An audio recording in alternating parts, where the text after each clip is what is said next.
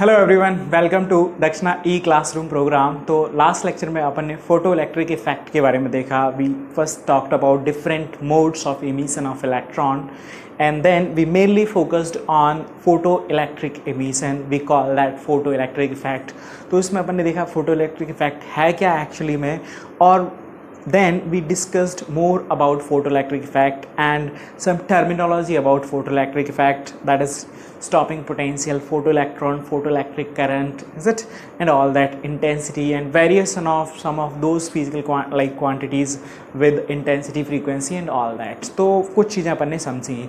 अभी अपन देखते हैं कि जो ऑब्जर्वेशन एक्चुअली आइंस्टीन ने जो सेटअप से किए थे, अभी उन ऑब्जर्वेशन को हम wave nature of light means classical theory of light, classical wave theory of light से समझने की कोशिश करते हैं। तो अभी देखते हैं, क्योंकि मैं आपको पहले भी बता चुका हूँ कि जिस टाइम पे photo electric effect basically detail में आया सामने साइंटिस्ट के, उस टाइम पे लाइट का वेव थ्योरी वाज एग्जिस्टिंग, मतलब everyone was believing that light is having only wave nature. So let's try to understand now photoelectric effect with the classical wave theory of light. Okay, so photoelectric effect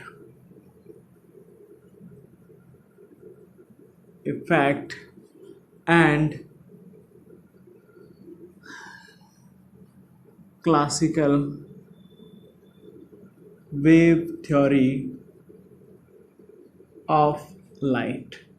तो अभी ये समझने की कोशिश करते हैं इसकी हेल्प से। तो अभी ये मान के चलो आप कि ओनली लाइट का वेव नेचर एग्जिस्ट कर रहा है।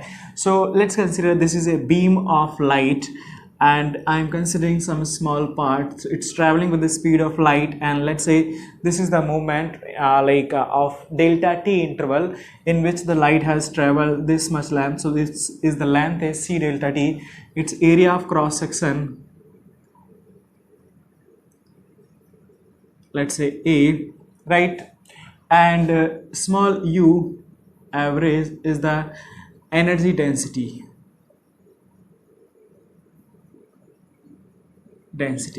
क्लियर। तो उस सिचुएशन में यहाँ पे अपन ये वॉल्यूम कितना बोल सकते हैं, is it, so I can write volume will be simply equal to what, this is area into C into delta t, right. और इस वॉल्यूम में जितनी एनर्जी बेसिकली कंटेंट होगी वो एनर्जी इस क्रॉस सेक्शन को डेल्टा टी टाइम में cross कर जाएगी, राइट। तो वो एनर्जी अपन क्या लिख सकते हैं, I can write energy, total energy is equal to 1 u small u average into A into C into delta T, because this is energy density multiplied by volume, clear. तो intensity here I can define intensity is equal to what, it is energy crossing per unit area per unit time with perpendicular or normal to surface area to area, उसको अपन बोलते हैं। तो ये area के normally ये तो light है travel कर ही रही है, तो यहाँ पे इंटेंसिटी क्या बोल सकता हूँ, तो this is the energy crossing. तो मैं इंटेंसिटी क्या बोल सकता हूँ, total energy U divided by area into its crossing in delta t time. This comes out to be what, basically this is U average into A into C into delta t divided by A into delta t. So this comes out to be this cancel, and this is U average multiplied by C, and U average ये energy density अपने electrostatic में electric energy density पढ़ा होगा, तो वहाँ से हम लिख सकते हैं। So energy this intensity comes out to be, this is here, first thing is U average is equal to half epsilon naught times electric field का magnitude का square. If I substitute that here, then I'm getting this is 1 by 2 epsilon naught E square into C. Okay, so the point is that intensity is directly proportional to square of magnitude of electric field, is it? So this is the relation, ठीक है। अब देखो यहाँ से देखते हैं जो problem अपने पास आ रही थी, इसमें जो मेजर प्रॉब्लम वेव थ्योरी और classical wave theory of light जहाँ पे फेल हो जाती है एक्सप्लेन करने के लिए फोटो इलेक्ट्रिक इफेक्ट में. So major issues we are going to discuss problems. So one is intensity problem. Intensity problem क्या है? तो देखो अभी यहाँ पे क्या हो रहा है इसके हिसाब से intensity is directly proportional to amplitude और of electric field square. Clear?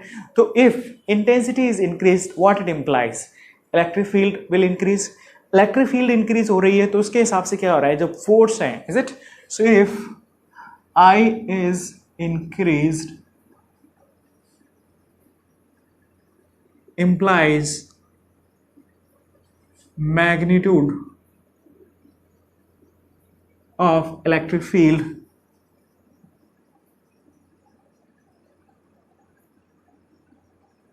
will increase and so the force on electron. तो फोर्स क्या लिखेंगे इलेक्ट्रॉन पे? Electrostatic force this is equal to E into small e. Force increase होना चाहिए and this implies so the kinetic energy of electron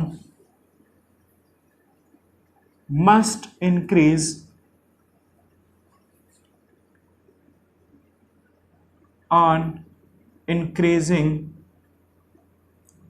the intensity or kinetic energy increasing. You can say the stopping potential should also increase as kinetic energy increases, so stopping potential should also increase. Now you tell me, because we have already seen the results, is it observation Einstein के observation हम last class में देख चुके हैं. तो क्या intensity बढ़ाने से स्टॉपिंग पोटेंशियल अपना बढ़ रहा था? क्या इंटेंसिटी बढ़ाने से काइनेटिक एनर्जी बढ़ रही थी? ऐसा तो कुछ नहीं हुआ था, right. So this is one problem we call that intensity problem, क्योंकि यहाँ पे वेव थ्योरी कंप्लीटली फेल हो गई थी. It was like not able to explain anything, क्योंकि इंटेंस यहाँ पे देख समझ सकते हो लॉजिकली कि इंटेंसिटी बढ़ा रहे हैं मतलब इलेक्ट्रिक फील्ड का मैग्नीट्यूड बढ़ रहा है. इलेक्ट्रिक फील्ड का मैग्नीट्यूड बढ़ रहा है तो हम बोल सकते हैं कि जो फोर्स लगेगा एक इलेक्ट्रॉन पे charge multiplied by electric field that will increase. इसके हिसाब से काइनेटिक एनर्जी इंक्रीज हो जानी चाहिए और काइनेटिक एनर्जी इंक्रीज हो जाएगी तो हमें पता है काइनेटिक एनर्जी से स्टॉपिंग पोटेंशियल डिपेंड करता है तो वो भी इंक्रीज होना चाहिए. लेकिन हमें रिजल्ट से मालूम है कि एक्चुअली में ऐसा कुछ भी नहीं होता है. So that's why this is one problem, like where like classical wave theory of light failed completely to explain the photoelectric effect, right. Another problem was frequency.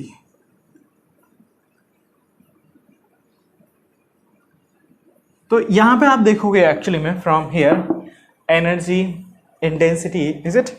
तो यहाँ पे भी यहाँ पे रख करके देख दो सिंपल सा ये है लाइक ये एनर्जी या A इंटू डेल्टा टी से मैं मल्टीप्लाई कर दूँ तो ये energy.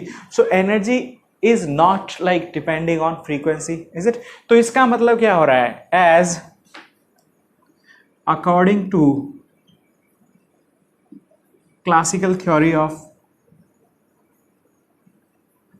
classical wave theory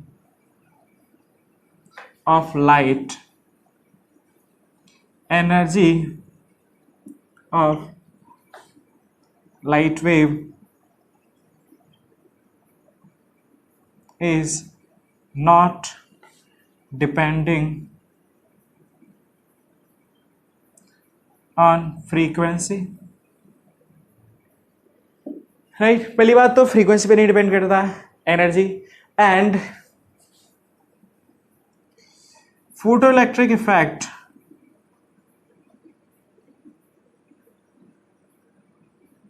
must occur for all values of frequency. मतलब फोटोइलेक्ट्रिक इफेक्ट फ्रीक्वेंसी पे तो डिपेंड ही नहीं करना चाहिए. ये थोड़ा सा आप याद रखने का अभी ना. So photoelectric effect should not or must not depend on the frequency, is it? But we know there exist new threshold, is it, at which photoelectric effect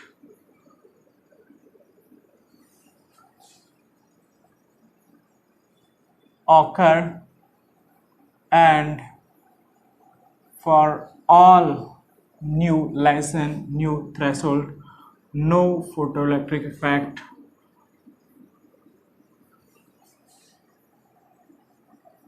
is observed.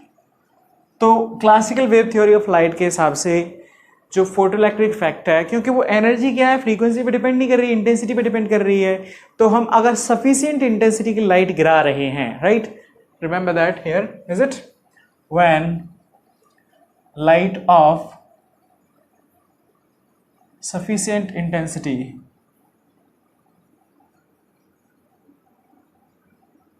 is falling incident. In that case it should be independent of frequency, लेकिन ऐसा कुछ observe नहीं किया गया।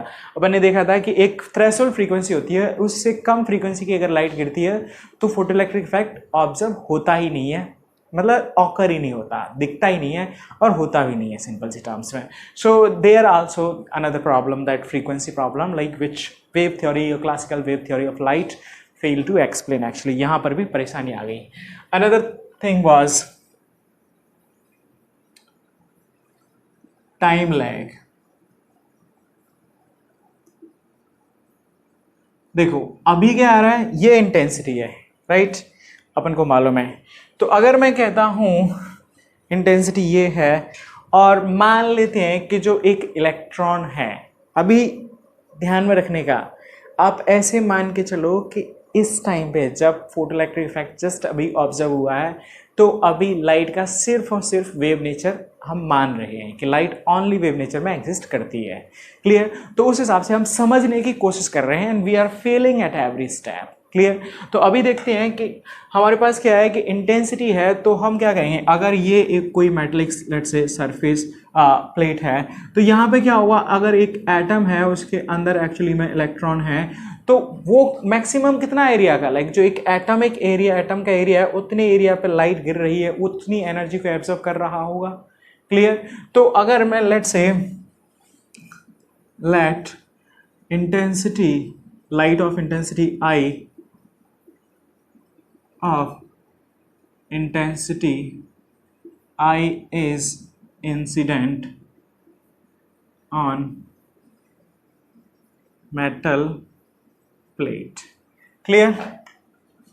and ठीक है, तो अब इसमें क्या हो रहा है कि इसको जितनी एनर्जी चाहिए, राइट, अगर I इंटेंसिटी की है तो मैं एनर्जी को लेट से W is it's energy requirement, W is the energy required by electron to come out। तो उस सिचुएशन में मैं क्या लिख सकता हूं, W will be equal to I energy into A is the area of that, let's say area of atom, मतलब cross section जिस पे लाइट गिर रही है और जिसको एक एटम के सरफेस एरिया के बराबर वो एब्जॉर्ब कर रहा है, ये मान के चल रहे हैं कि मैक्सिमम इतने एरिया की लाइट को वो एब्जॉर्ब कर लेगा एनर्जी को। So then this should be I A into t, t is the time कि जितने टाइम में ये इतनी एनर्जी प्रोवाइड करा दे रहा है। So this implies T should be W by I into A, that implies means इसके हिसाब से क्या हुआ कि लाइट, अपन ने मेटल सरफेस लाइट को एक्सपोज किया, लाइट गिरी, थोड़ी देर में क्या होगा, एनर्जी एक्यूमुलेट होगी, फिर इलेक्ट्रॉन निकलना चाहिए, राइट। तो इसके हिसाब से is it, if this is all happening then there must be a time lag between incident light and clear, incident light and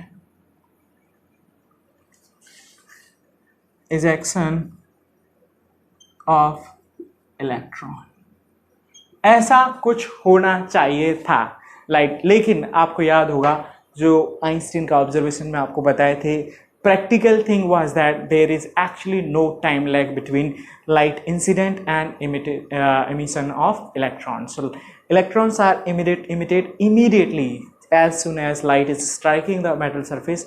Immediately electrons are emitted.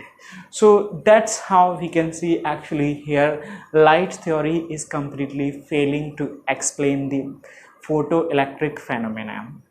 Then ठीक है ना, तो अब इसके बाद आइंस्टीन आए और उन्होंने प्लैंक क्वांटम थ्योरी का थोड़ा सा यूज़ किया। मैं आपको थोड़ा सा बताता हूँ Planck quantum theory and then we will see कि आइंस्टीन ने कैसे उसकी हेल्प से एक फोटोन कंसेप्ट डिफाइन करके और फोटो इलेक्ट्रिक फेनोमेना को पूरा एक्सप्लेन कर दिया। So let's see that. Okay, so next is Planck quantum theory. मैं आपको बता दूँ एक्चुअली में प्लैंक ने जो मेनली थ्योरी प्रपोज की थी वो ये था कि जो जब हॉट बॉडी होती है तो वो कुछ हीट इमिट करती है in the form of radiation. So उसको एक्सप्लेन करने के लिए उन्होंने ये थ्योरी दी थी। उन्होंने बोला था कि जो रेडिएशंस के थ्रू एनर्जी निकलती है actually that is not a continuous emission of energy. जो एनर्जी इमिट करती है that comes out in the form of packets of energy and he named those packets of energy as quanta और quantum, is it? And the energy of each quantum is depending on the frequency of that radiation. And if h like f is the frequency or nu is the frequency, then energy of each quantum is given by h times nu, where h is termed as Planck quantum, is it? तो यहाँ पे Planck's constant. So here the energy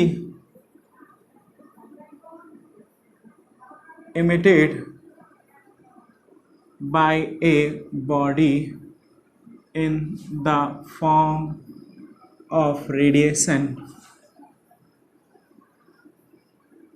is not continuous.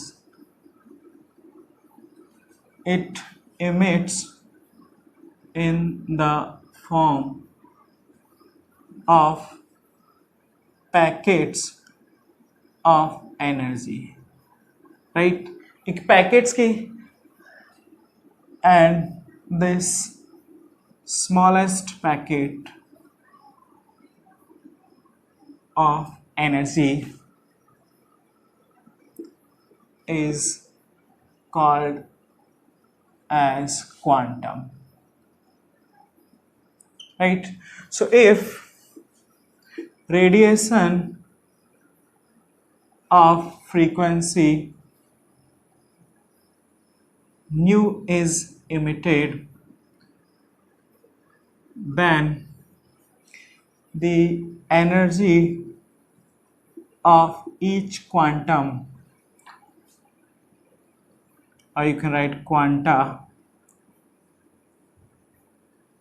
is given by, I will write E, this is equal to h into nu, where h is called Planck's constant and h is given by 6.63 into 10 to the power minus 34 joule second.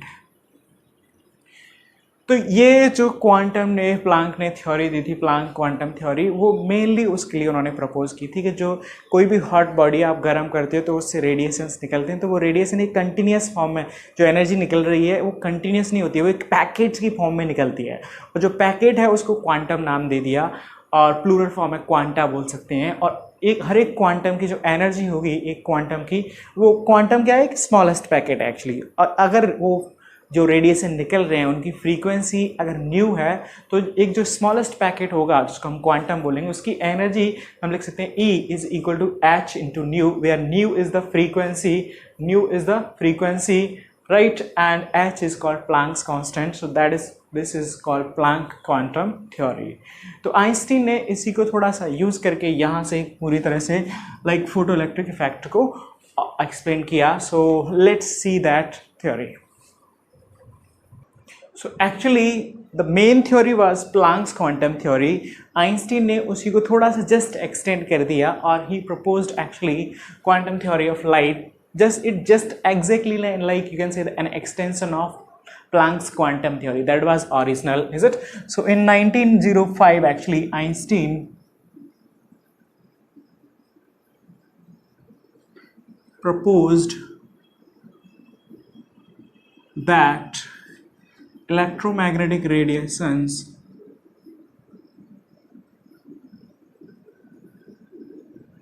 or light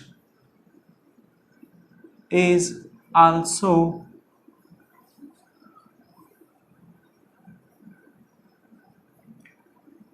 has energy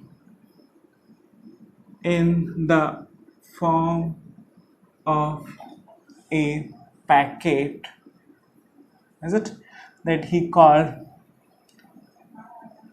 is known as photon. जिसको उन्होंने photon नाम दे दिया, जिसको अभी हम photon, जो कि actually में एक क्वांटम ही था, इज इट, जिसको आप बोल सकते हैं क्वांटम और quanta, you can call it. तो photon and quanta it just same name actually, right. तो आइंस्टीन ने उसी को like electromagnetic radiation means light also has energy in the form of packet, is it, and known as photon. So photon is the smallest packet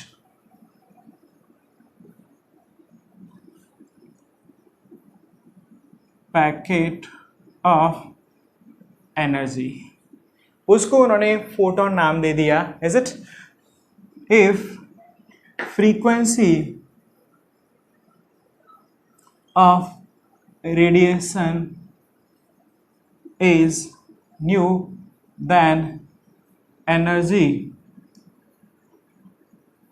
of each photon is E equal to h nu. Same, exactly same way, and h is Planck's constant.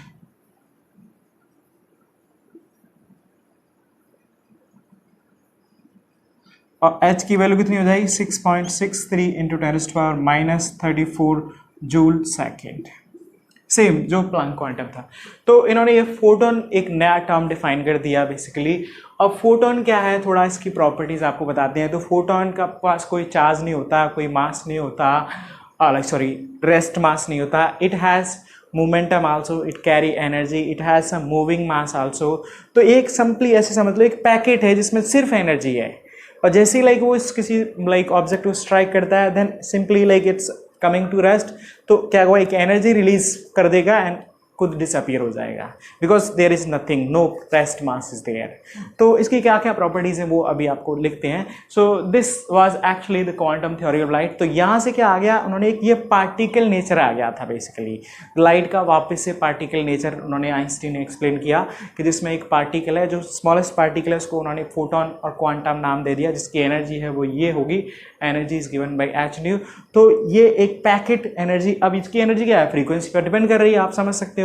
तो अब depending on कि electron को eject करने के लिए, emit करने के लिए कितनी एनर्जी चाहिए, अगर उतनी एनर्जी का ये फ्रीक्वेंसी होगा तो इमिट कर देगा, एंड नहीं अदरवाइज नहीं इमिट करेगा. दूसरी चीज़ ये है कि जो फोटोन है, ये आपको पहले ही बता चुके हैं, it is completely either absorbed or not. There is no partial absorption of photon. ऐसा नहीं है कि कुछ एनर्जी एब्जॉर्ब कर ली फिर ठीक है, बाकी लाइक इमिट कर दी या छोड़ दी, मतलब सिंपल टर्म्स में partial absorption of photon does not take place. ठीक है ना. So let me write you the property of photons. Just small thing here actually. So यहाँ से ये हो गया कि जो लीस्ट एनर्जी है फोटोन की वो ये होगी.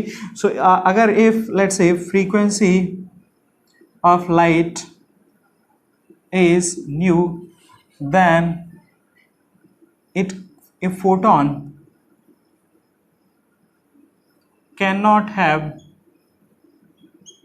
energy in like 1.5 h nu, 0.5 h nu, 3.5 h nu. In terms में नहीं हो सकती एनर्जी. सिंपली क्या होगा, एच न्यू।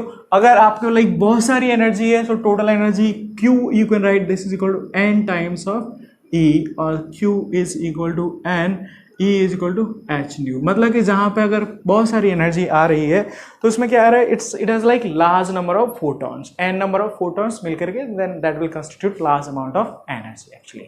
क्लियर ना? So this is simple terms actually. Okay, so the properties of photon, here we can see it is source of radiation, emits energy in the form of photon. Photons travel simply like in the speed straight line with the speed of light. Photon क्या है वो आपको पहले बता दिए, it's a packet of energy, not a material particle. Energy of photon depends on only frequency, right, and as it's changes medium also, तो medium अगर change करता है तो आपको ये भी मालूम होगा कि मीडियम चेंज करता है then wavelength and speed changes, frequency does not changes. तो उस सिचुएशन में जो फोटोन की एनर्जी है वो फ्रीक्वेंसी पे डिपेंड कर रही है, तो अगर मीडियम भी चेंज होता है उस सिचुएशन में भी energy of photon will remain conserve, it does not changes. Electrically photons are neutral, so they are not deflected by electric और मैग्नेटिक फील्ड। हाँ, rest mass of photon is 0, but they carry some momentum, and momentum of photon can be expressed as P equal to m into c, and that's equal to h by lambda. इसमें ये लिखते हैं basically energy by Einstein's equation is equal to mc square, and this is equal to what, h nu, जिसको मैं hc by lambda, तो एक c cancel करके we are getting mc equal to h by lambda, and this is your p। तो यहाँ से अपने पास momentum आ जाता है। हाँ, it has some moving mass, तो moving mass क्या हो जाएगा यहाँ से, m is equal to h by c lambda, so that we can write this is moving mass। तो ये तो था कंसेप्ट फोटोन का। अब आइंस्टीन ने इस फोटोन के कंसेप्ट को यूज करके जो फोटोइलेक्ट्रिक इफेक्ट था उसको कंप्लीटली एक्सप्लेन कर दिया। सो Einstein's photon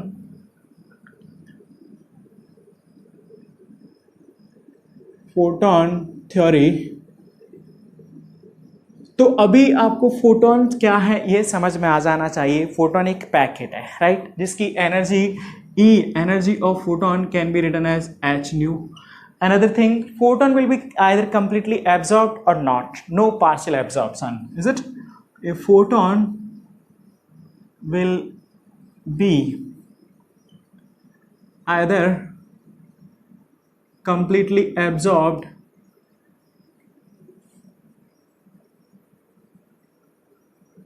or not. Means partial absorption of photon does not take place. Partial absorption of photon does not happen. तो अब इस हिसाब से देखो, अभी हम समझते हैं कि यहाँ पे क्या हो रहा है। ये एक मेटल प्लेट है, राइट। एक एटम की हम बात करते हैं तो एटम ये है, एटम के अंदर यहाँ पे अपने पास nucleus and this is the electron. तो अभी क्या हो रहा है, एक फोटोन h न्यू फ्रीक्वेंसी का आ रहा है और इस इलेक्ट्रॉन को बाहर निकालने के लिए हमें जो मिनिमम अमाउंट ऑफ एनर्जी चाहिए वो कितनी चाहिए, W, is it? So minimum energy required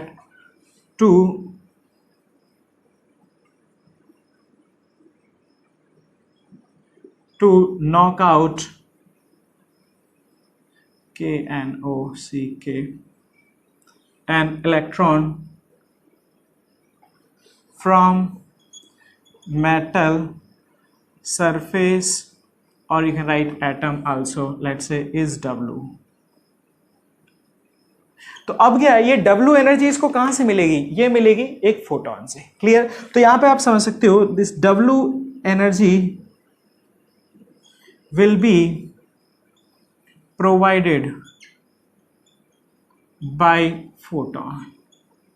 तो अब यहां पे आप समझ सकते हो, देखो, if W is less than h new, इसका मतलब क्या है कि जो फोटोन की एनर्जी है वो ज्यादा है W से, तो उस सिचुएशन में क्या होगा, इसको सफिशिएंट एनर्जी प्रोवाइड करा देगा और जो बची हुई एनर्जी होगी मतलब h न्यू माइनस W, वो एनर्जी इसकी काइनेटिक एनर्जी की फॉर्म में आ सकती है। अब यहाँ पे थोड़ा सा आपको समझने का होगा, मैं ये नहीं कह रहा कि हमेशा आ जाएगी, बिकॉज अब आपको थोड़ा सा समझने की जरूरत है कि जो फोटोन अगर निकल रहा है एटम से, है ना, तो कभी कभी पॉसिबिलिटी है, ये अपने पास एक मेटल प्लेट है, इसके अंदर एक ये एटम है ना, और यहाँ पे एक इलेक्ट्रॉन है, and one photon is striking this,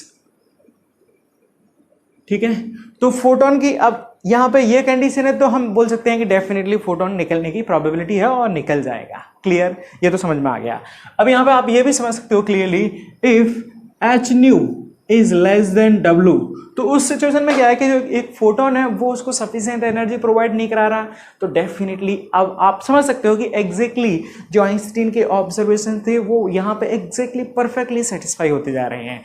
तो एक फोटोन की एनर्जी मतलब फ्रीक्वेंसी पे डिपेंड कर रही है, तो अगर फ्रीक्वेंसी सफिशिएंट हुई तो जो उसको एनर्जी प्रोवाइड करा दे तो इलेक्ट्रॉन निकलेगा, फोटो इलेक्ट्रिक इफेक्ट दिखाई देगा, ऑकर होगा। अगर नहीं है तो नहीं होगा। तो यहाँ पे आप समझ सकते हो, if this is the condition, no photo electric effect, is it, no electron emission will happen, or simply photoelectric effect will not occur, right? अब दूसरी चीज, if h nu, जिसको मैं बोल सकता हूं हम h nu equal to let's say w, then we call nu equal to new threshold। तो मैं इसको बोल सकता हूं simply w is equal to h new threshold। तो यहां पे अब मैं इसको कह सकता हूं when nu is greater than new threshold, photoelectric effect will be observed, जो कि एग्जैक्टली वही था, राइट। तो यहां पे समझ सकते हो exactly, and if nu is less than new threshold, no photo emission will occur। Clear? Okay, now see next, when nu is greater than new threshold। अब इस सिचुएशन में और क्या हो रहा है ये अभी आपको बताते हैं। तो अभी क्या हो रहा है, h new means new greater than nu threshold, तो इसमें से जो एनर्जी है, राइट, h न्यू, पहली बात तो न्यू फ्रीक्वेंसी का photon such that this condition is satisfied greater than nu threshold is incident. अब वहां से क्या होगा, एनर्जी डेफिनेटली उसकी ज्यादा है, तो फोटोन इलेक्ट्रॉन निकल जाएगा फोटोन के एब्जॉर्ब करके। अब वो जो निकलेगा, अब कभी कभी ऐसा हो सकता है कि वो टॉप सरफेस से निकलेगा और सीधा इलेक्ट्रॉन बाहर, तो अब उसके पास क्या होगा कि जो एनर्जी है h nu minus work function, जो एक्स्ट्रा एनर्जी है that will be carried by the electron in the form of kinetic energy, and it will have maximum possible kinetic energy that is equal to h nu minus W work function. लेकिन ये जरूरी नहीं है कि हमेशा ये condition satisfied है तो जो इलेक्ट्रॉन निकल रहा है उसकी kinetic energy H nu minus W ही होगी। That is not true, remember that. क्योंकि कभी कभी ऐसा होता है कि यहां से इलेक्ट्रॉन निकला लेकिन एक बाहर दूसरा, क्योंकि वो टॉप सरफेस से निकले जैसा कोई जरूरी नहीं है, तो यहां से निकलता है इलेक्ट्रॉन, तो अब वो जब बाहर निकलेगा तो it may be colliding with another electron और अनदर एटम, तो उस दौरान वो कुछ एनर्जी लूज भी कर जाता है। तो इसीलिए जो मैक्सिमम पॉसिबल एनर्जी होगी काइनेटिक, वो हम बोल सकते हैं that will be equal to, is it, when this is the condition then maximum possible kinetic energy, you can write Ke max, will be equal to h nu minus w work function। लेकिन ये जरूरी नहीं है कि अगर ये nu greater than nu threshold than kinetic energy will be equal to this, is it. So kinetic energy of electron will not be h nu minus w always। This is the maximum possible. कभी इतनी होगी, कभी इससे कम होगी, मतलब ज्यादा कभी नहीं हो सकती। I hope you are getting what I am trying to say you here. Actually simple thing है कि ये तो मैक्सिमम पॉसिबल है जो कि हो सकती है, एक इलेक्ट्रॉन के पास इतनी काइनेटिक एनर्जी हो सकती है, लेकिन इतनी फ्रीक्वेंसी का फोटोन स्ट्राइक करने के बावजूद भी हर एक इलेक्ट्रॉन के पास काइनेटिक एनर्जी इतनी होगी, ये कोई ज़रूरी नहीं है। क्लियर। तो पहली बात तो ये आ गया जो कि मतलब लाइक फोटोन का इलेक्ट्रिक इफेक्ट का कंसेप्ट था, यहाँ पे एकदम समझ में आ गया, एकदम आइंस्टीन ने एक्सप्लेन कर दिया by his concept, by his theory of और प्लैंक क्वांटम थ्योरी और क्वांटम थ्योरी ऑफ लाइट। ठीक है, दूसरी चीज इसमें देखते हैं, right. So it's up to here, let n is the number of photons striking a area per unit time। मैं मान के चलता हूं, ठीक है ना, पर यूनिट टाइम एन इलेक्ट्रॉन। तो अब मैं इसको क्या बोल सकता हूं, and frequency of electron photon is nu। Then what I can write, total energy striking per unit time, जिसको मैं बोल सकता हूं पावर, राइट। तो पावर क्या हो जाएगा, power is equal to what, this is N into E and this is equal to, क्योंकि ई क्या है, एन क्या है, number of photon striking per unit time area A, तो this is equal to what, n into h nu, and this power you can write equal to I into A, right, क्योंकि intensity क्या है, energy per unit time per unit area, तो energy into area will be power. तो यहां से अपने पास आ जाता है intensity is equal to N H nu divided by area. Now see it here, actually look at this point.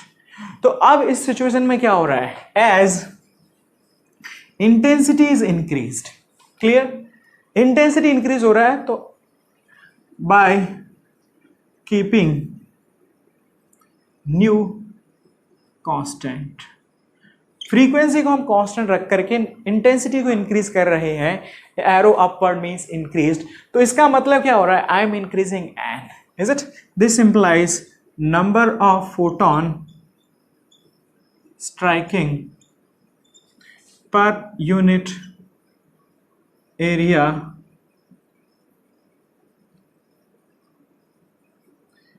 per second is increased।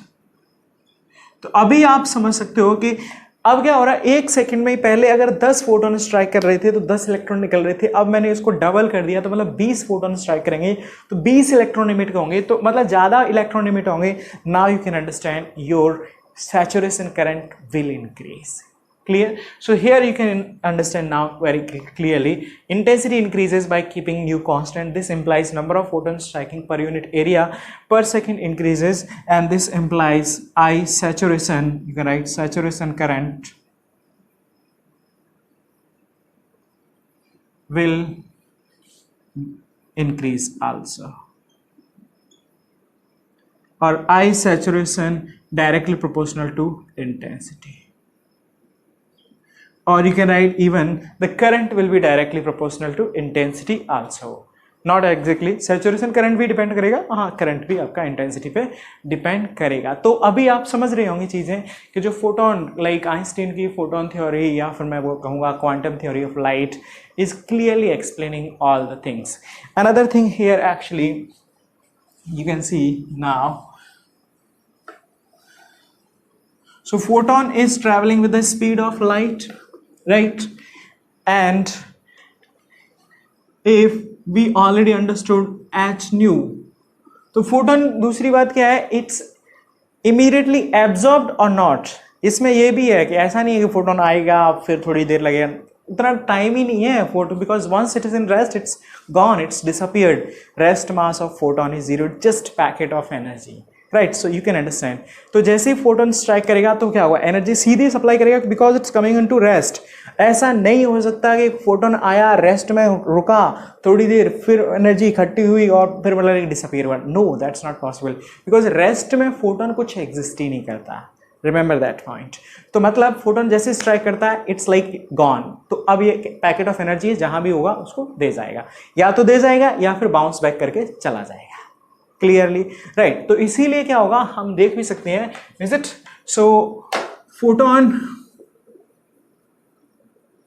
Is either reflected और absorbed immediately,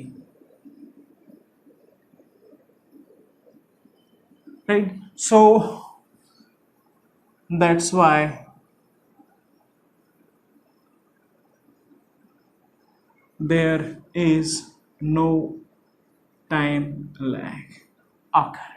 तो इस तरह से आइंस्टीन के जो इक्वेशन नई लाई, आइंस्टीन के Planck quantum theory और क्वांटम थ्योरी की हेल्प से आइंस्टीन ने फोटोइलेक्ट्रिक इफेक्ट को क्लियरली एक्सप्लेन कर दिया। दूसरी चीज़ यहाँ पर वापस फिर से लाइट का पार्टिकल नेचर आ गया था। इन बाद में मैं आपको पहले बता चुका हूँ कि साइंटिस्ट ने गैदर किया and they accepted that actually light has dual nature, right. तो अभी जो यहाँ से कंजर्वेशन ऑफ एनर्जी से हम एक रिलेशन लिखते हैं फोटोइलेक्ट्रिक इफेक्ट के लिए। So by conservation of energy we can write h nu is the, you can write for nu greater than nu threshold, so h nu is the incident energy. This will be used some for removing the electron, means work function, and remaining will be used for kinetic energy, is it? So you can write ke max, right? This is by conservation of energy, clear? And यहाँ पर ये तो आप समझ ही सकते हो, is it? So you can write hc by h nu means hc by lambda. तो ये एनर्जी अगर मैं कुछ E इन इलेक्ट्रॉन वोल्ट, तो यहाँ से ये रिलेशन आता है lambda is equal to h c by E in electron volt.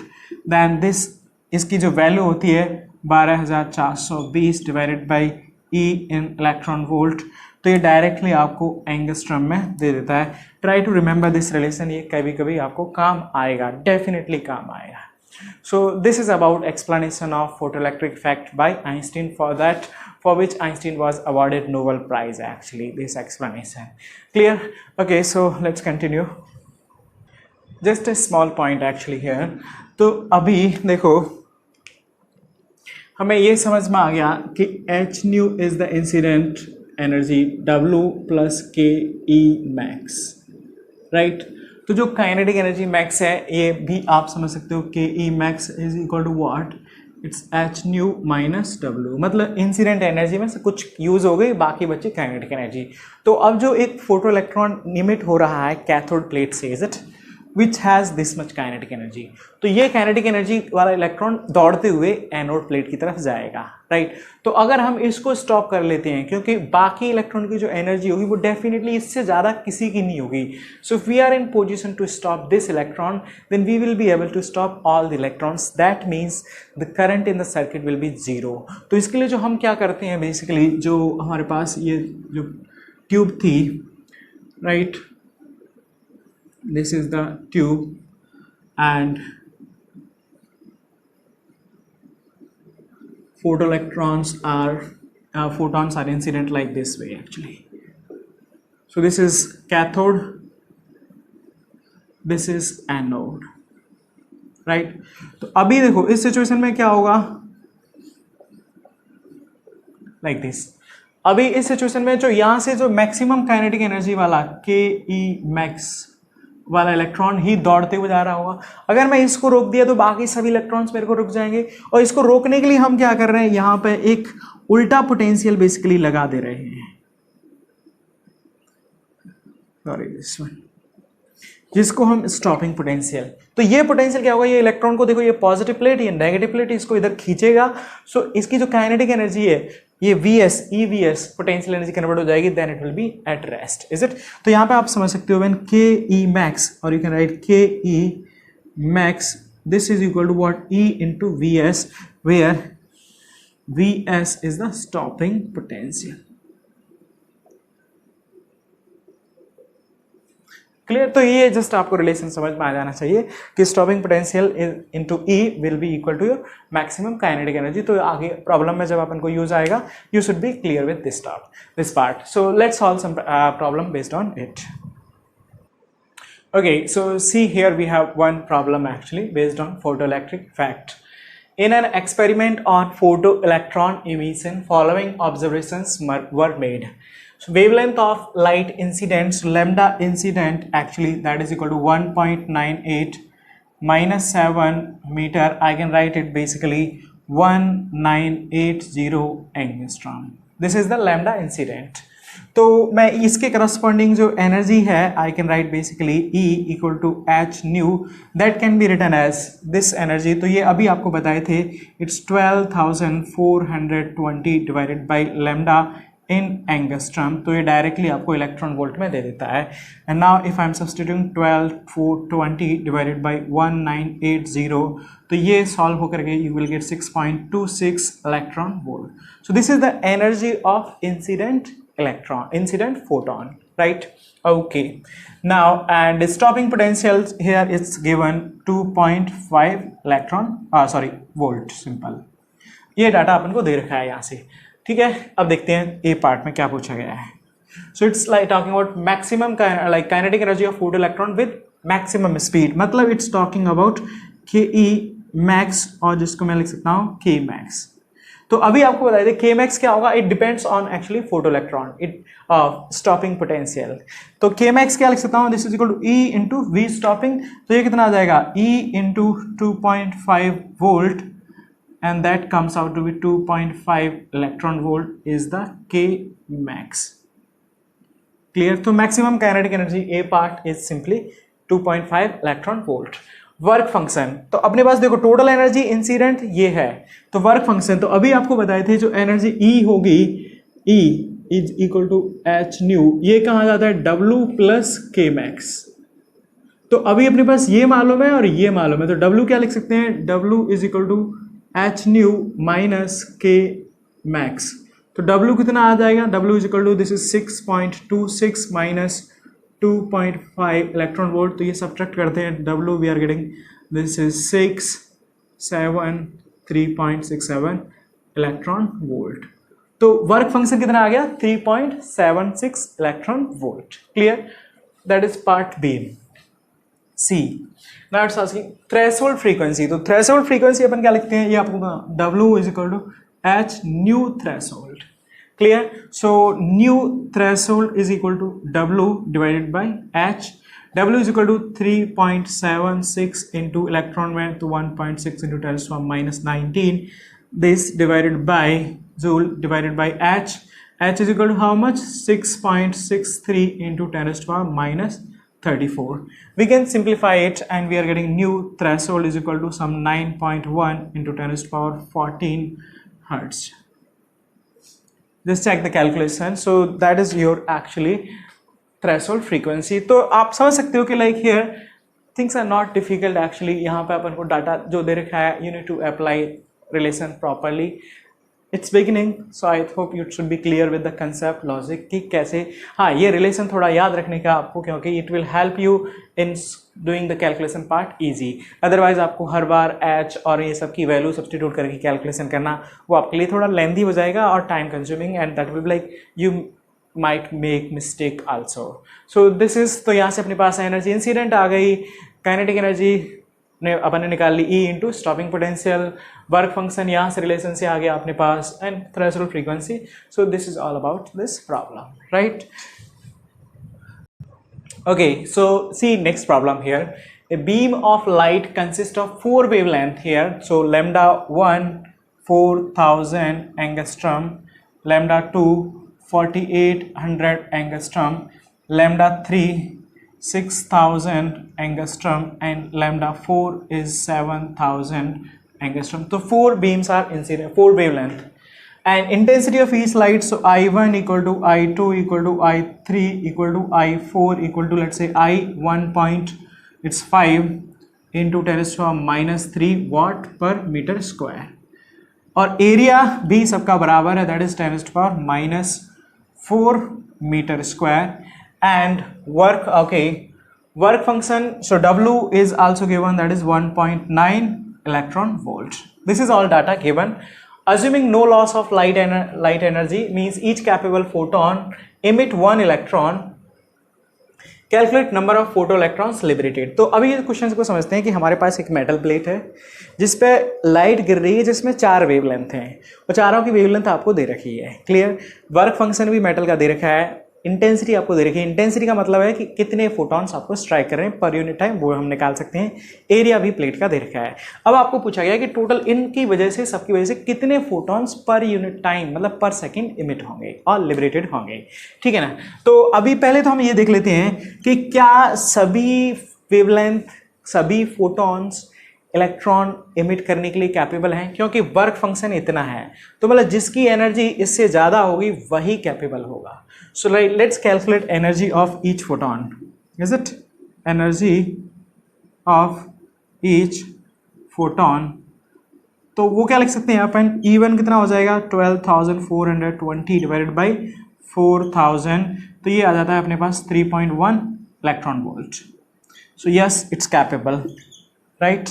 E2 this is equal to same 12,420 divided by 4,800, so ये आता है अपने पास this is 2.58 इलेक्ट्रॉन वोल्ट। तो ये देख सकते हैं ये भी 1.9 से ज़्यादा है, सो ये भी इलेक्ट्रॉन इमिट कर पाएगा। Clear. E3 is equal to 12,420 divided by 6,000, तो ये आता है अपने पास 2.06 electron volt. So this is also greater than 1.9. Yes, it will also emit. E5, E4. So this is equal to 12,420 divided by 7,000, and this comes out to 1.77 electron volt. तो ये आप देख सकते हो E4 this is less than 1.9 electron volts. So no emission. तो ये तो सीधा सीधा रिजेक्ट हो गया कि ये वाला लाइक फोटॉन्स, तो इस वेवलेंथ के फोटॉन कोई भी सीधा सीधा इमिट नहीं कर पाएगा इलेक्ट्रॉन, तो इनको तो सीधा हटा देते हैं। अब देखते हैं इंटेंसिटी है आई, एनर्जी एरिया है आई, तो energy incident per unit time on area 10⁻⁴ metre square, तो ये कितना हो जाएगा, this is equal to I into A, this is the incident energy. तो ये एनर्जी इंसिडेंट है। क्लियर। एक फोटोन की एनर्जी ये है, can I say how many photons are incidents, number of photon incident is it for light say 4,000 angstrom, तो ये क्या लिख सकता हूं, this is equal to I A divided by E1, right. ऐसे ही मैं लिख सकता हूं, और यहां से similarly for you can write 4,800 angstrom, I can write this is IA divided by E2, and for 6,000 angstrom I can write this is same IA divided by E3। और क्योंकि ये तो इलेक्ट्रॉन निकाल ही नहीं रहे हैं तो इनकी जरूरत नहीं है। अनदर थिंग, जितने यहाँ पे क्लियरली कंसीडर मैं assuming no loss of light energy means each capable photon emits one electron, तो इतने टोटल फोटोन कितने इंसिडेंट है ये, सो जितने फोटोन इंसिडेंट है उतने ही अगर मतलब इफिशियंसी 100% है तो number of photo electrons emitted what I can right, so total number of photo electron emitted will be equal to what, will be right, I can write will be equal to what, number of photons incident, and this can be written as I into A divided by E1 plus I into A divided by E2 plus I into A divided by E3। सबको value रख देते हैं आई ए बाहर, और ये क्या हो जाएगा 1 बाई 3.1 इलेक्ट्रॉन वोल्ट को, तो मैं इलेक्ट्रॉन को बाहर ले लेता हूँ, plus 1 by 2.58 plus 1 by this is 2.06, और आई ए की वैल्यू भी रख देते हैं इसमें। आई कितना है 1.5 इंटू 10⁻³ ए कितना है 10⁻⁴, ई कितना है 1.6 into 10⁻⁹, 1 by 3.1, 1 by 2.58 plus 1 by 2.06।